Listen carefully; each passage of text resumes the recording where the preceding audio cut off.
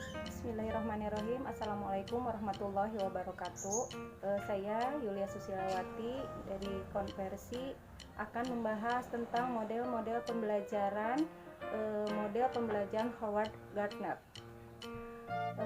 Baiklah, sebelum kita mulai ke pembahasan, jangan lupa di like dan di subscribe. Terima kasih. Pengertian model pembelajaran.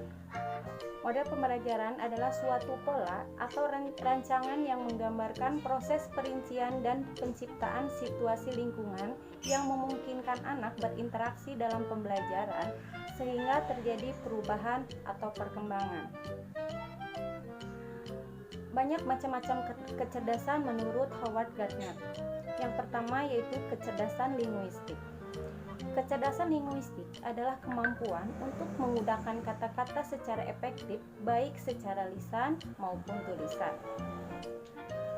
Adapun ciri-ciri dari kecerdasan linguistik itu, yang pertama yaitu biasanya anak senang bermain berkata-kata, atau anak bisa berpuisi dan anak suka mendengarkan cerita. Yang kedua yaitu membaca apa saja, buku, majalah, surat kabar, atau bahkan label-label produk pun biasanya suka dibacanya. Yang ketiga yaitu merasa mudah percaya diri, mengekspresikan diri baik secara lisan maupun tulisan. Misalnya anak pintar dalam berkomunikasi dan pintar dalam hal menceritakan atau menulis mengenai sesuatu. Ya, ciri yang keempat dari kecerdasan linguistik yaitu suka membumbui percakapan dengan hal-hal yang menarik atau yang didengar ataupun yang dibacanya. Yang kelima yaitu suka mengerjakan teka-teki, suka bermain puzzle atau mengeja dengan sangat baik.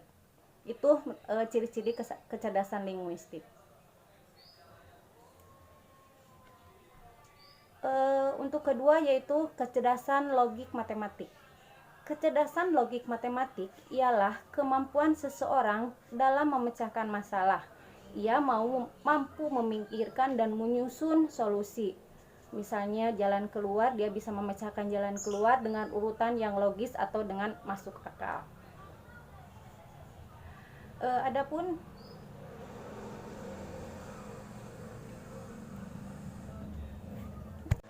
ciri-ciri dari kecerdasan logik matematik, yang pertama biasanya anak senang bekerja dengan angka dan dapat melakukan perhitungan mental atau mencongkak.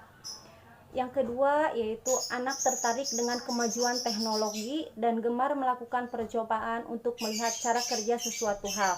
Biasanya anak sering bermain Lego, robotik. Itu merupakan ciri-ciri kecerdasan dari logik matematik.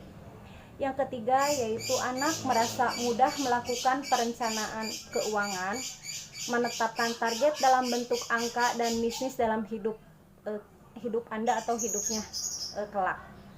Yang keempat yaitu ciri-ciri kecerdasan logik matematik yaitu senang menyiapkan jadwal perjalanan secara terperinci dan detail. Yang kelima yaitu senang dengan permainan puzzle atau sesuatu yang membutuhkan kemampuan berpikir dengan logik, biasanya catur, puzzle, dan lain sebagainya.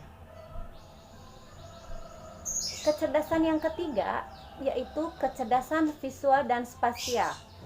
Kecerdasan visual dan spasial yaitu kemampuan untuk melihat dan mengamati dunia visual dan spasial secara akurat atau cermat.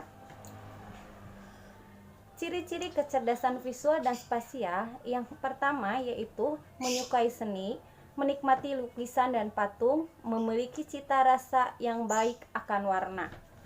Yang kedua yaitu cenderung menyukai pencatatan secara visual.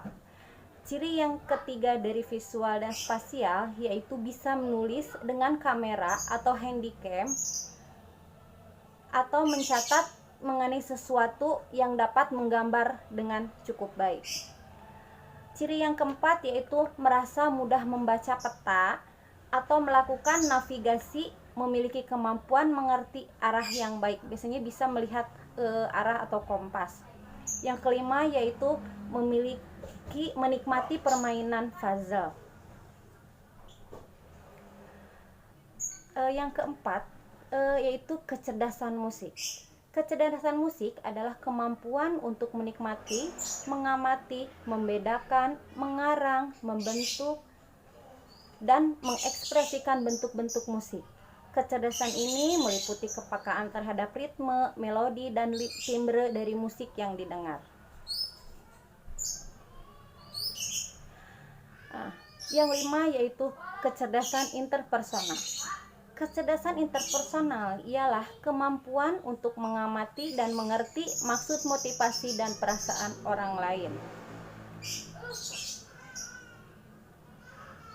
Nah, ciri-ciri dari kecerdasan interpersonal yang pertama yaitu memiliki buku harian untuk mencatat pikiran yang ada atau perasaan yang sedang dialaminya, sering menyendiri untuk memikirkan dan memecahkan masalahnya sendiri.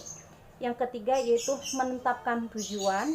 Yang keempat yaitu seorang pemikir independen atau mandiri, biasanya tahu pikiran kita dan memutuskan sendiri keputusannya.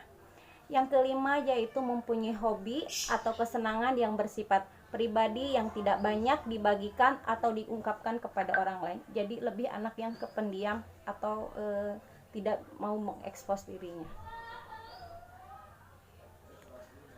Baiklah, kita ke kecerdasan yang ke-8, yaitu kecerdasan naturalis.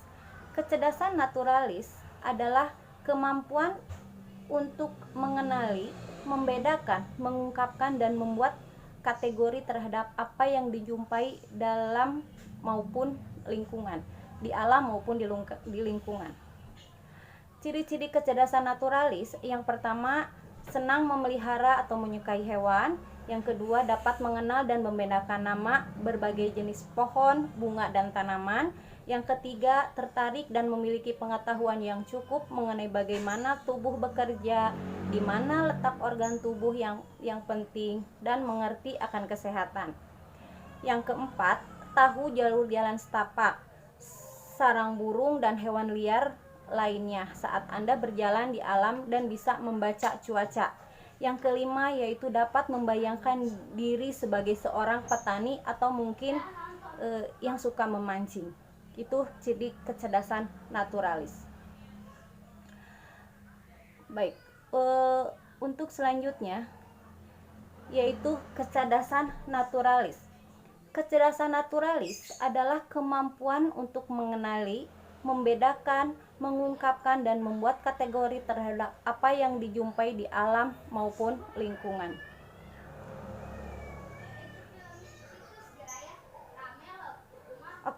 Untuk selanjutnya yaitu konsep yang melandasi teori kecerdasan majemuk. Yang melandasi dari teori kecerdasan majemuk, yang pertama yaitu isolasi kemampuan akibat kerusakan otak. Yang kedua yaitu keberadaan idiosafan atau orang yang sangat cerdas pada hal tertentu tetapi tidak memahami hal yang lain, yang biasanya dipunyai oleh anak-anak autis. Yang ketiga yaitu seperangkat kinerja atau kinerja inti yang dapat dikenali. Yang selanjutnya itu sejarah perkembangan yang jelas diikuti dengan seperangkat untuk kerja yang dapat dijelaskan. Sejarah evolusi dan kemungkinan evolusi, adanya dukungan dari uji eksperimen psikologis, dan adanya dukungan dari penemuan psikometri dan keterjemahan sebuah sistem simbol.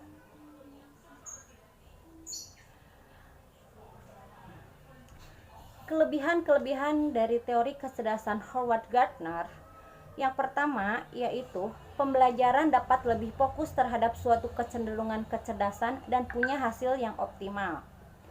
Memberikan sudut pandang baru terhadap pengembangan potensi manusia, memberikan harapan dan semangat baru terutama terhadap si belajar atau pembelajar. Selanjutnya, membuka kesempatan pada si belajar untuk kritis dan berpikir terbuka. Kelebihan teori kecerdasan ini yang terakhir yaitu menghindari adanya penghakiman terhadap manusia dari sudut pandang kecerdasan atau inteligensi.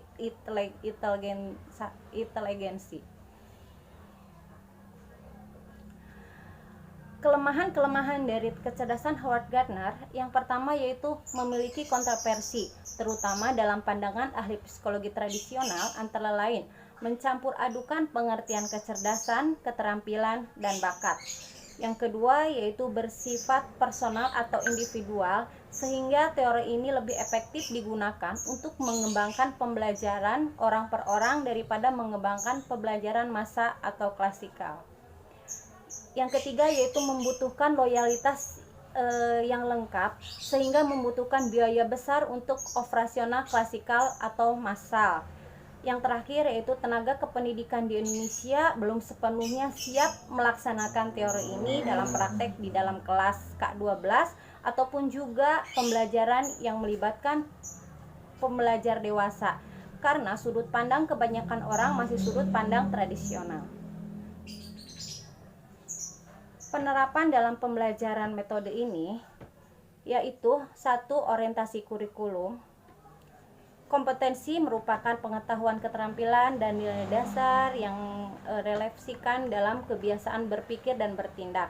Kebiasaan berpikir dan bertindak secara konsisten dan terus-menerus memungkinkan seseorang menjaga kompeten dalam arti memiliki pengetahuan, keterampilan, dan nilai-nilai dasar untuk melakukan sesuatu. Dasar pemikiran untuk menggunakan konsep multi-level inteligensi dalam kurikulum adalah sebagai berikut.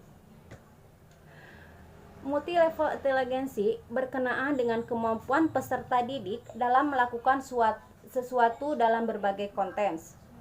Yang kedua yaitu multi-inteligensi menjelaskan pengalaman belajar yang dilalui peserta didik untuk menjadi standar kompetensi.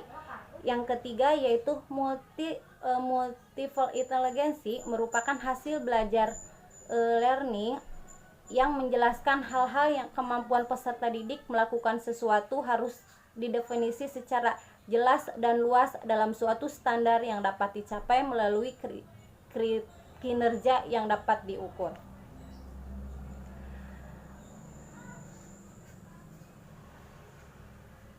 Nah, dari pengembangan evaluasi pembelajaran ini, yang pertama, evaluasi dikembangkan dengan prinsip untuk memberikan informasi kemajuan belajar siswa dalam berbagai bidang inteligensi. Hal ini sudah harus tergambar sejak dalam perencanaan pembelajaran, pengembangan kegiatan pembelajaran ini. Yang kedua itu bentuk evaluasi harus dikembangkan dengan berbagai macam yang dapat mengkoordinir kecerdasan yang sangat kompleks, baik itu kecerdasan dalam linguistik, logika matematik, interpersonal, dan lain sebagainya. Bentuk tes soal ujian harus diiringi dengan tugas, jadi nilai praktek dan nilai sehari-hari itu sangat besar perannya dalam penentuan keberhasilan belajar. Evaluasi yang selanjutnya itu proses penilaian. Proses penilaiannya terus benar-benar berbasis kelas dan berangkat dari potensi apa yang dimiliki anak. Kemudian kecerdasan apa yang tepat untuk dikembangkan pada dirinya. Artinya kompetensi yang ditetapkan oleh guru dalam tujuan pembelajaran juga harus diiringi dengan pertimbangan lain, di mana masing-masing memiliki keunikan yang khas, sehingga pengukuran kecerdasan membutuhkan ciri-ciri khas juga.